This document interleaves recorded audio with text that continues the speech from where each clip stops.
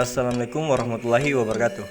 Perkenalkan, nama saya Ahmad Talib, NIM L021181-302, mahasiswa dari kelas ekotoksikologi, akan mempresentasikan mengenai rehabilitasi terumbu karang.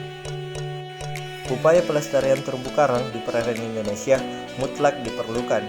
Hal ini sejalan dengan pengesahan International Union for Conservation of Nature and Natural Resources atau biasa disingkat IUCN, yang menyatakan bahwa ekosistem terumbu karang merupakan sistem khas tropik yang dilindungi.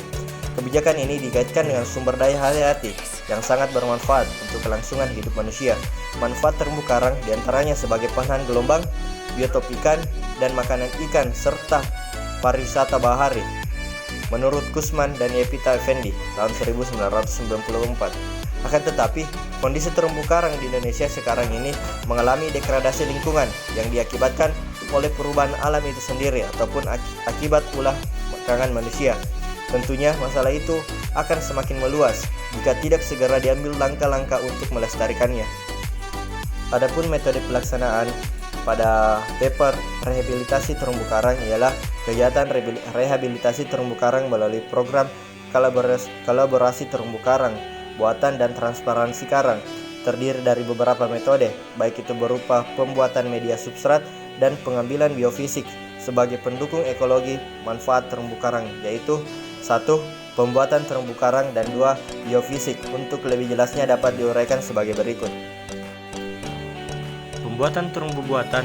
Pada pembuatan media substrat dilakukan pembuatan beton kubus dengan ukuran 60 x 60 x 10 cm sebanyak 2 unit dengan total 160 unit. Terumbu buatan disusun dengan konfigurasi membentuk piramid yang mana dilakukan kolaborasi dengan transplantasi karang.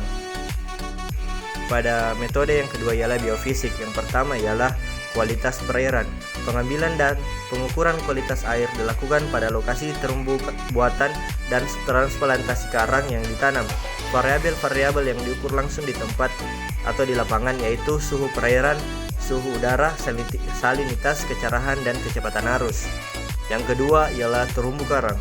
Pengamatan terumbu karang di sekitar lokasi penanaman dilakukan dengan menggunakan metode LIT atau Line Interact Transit menurut English et al. Tahun 1997 yang meliputi presentasi tutupan karang. Transek dilakukan dengan menarik meter sepanjang 70 meter yang diletakkan sejajar dengan garis pantai pada kedalaman 5 dan 10 meter dengan 3 kali ulangan untuk setiap stasiun. Semua kategori biota dan substrat yang berada tepat di bawah garis transek dicatat dan dihitung panjangnya. Sedangkan untuk transplantasi karang dilakukan pengukuran baik panjang dan lebarnya pertumbuhan yang terjadi dari mulai kegiatan dilakukan sampai dilakukan monitoring. Apabila terjadi kematian pada transplantasi karang, dilakukan pergantian bibit karang yang hampir sama. Yang ketiga ialah pada biofisik ialah ikan karang. Metode yang digunakan adalah metode Underwater Virtual Search atau UFC dengan modifikasi yang dikembangkan English et al. Tahun 1994. Metode yang cepat, akurat, efektif, dan ramah lingkungan ini menghasilkan data yang relevan karena ikan karang bersifat diurnal, aktif pada siang hari. Oleh karena itu, pendekatan waktu pengambilan data sensus visual yang ideal dilakukan oleh rentang waktu pagi hingga sore hari mendekati senja antara pukul 9.00 sampai dengan 16.00.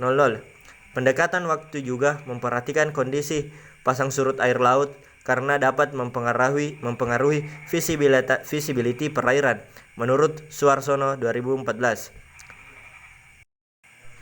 Yang keempat pada biofisik ialah bentos.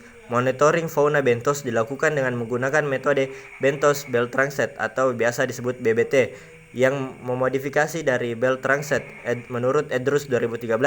Transek fauna bentos bergabung dengan pengambilan transek karang dan ikan karang. Itulah tadi pemaparan saya mengenai rehabilitasi terumbu karang. Sekian dari saya. Assalamualaikum warahmatullahi wabarakatuh.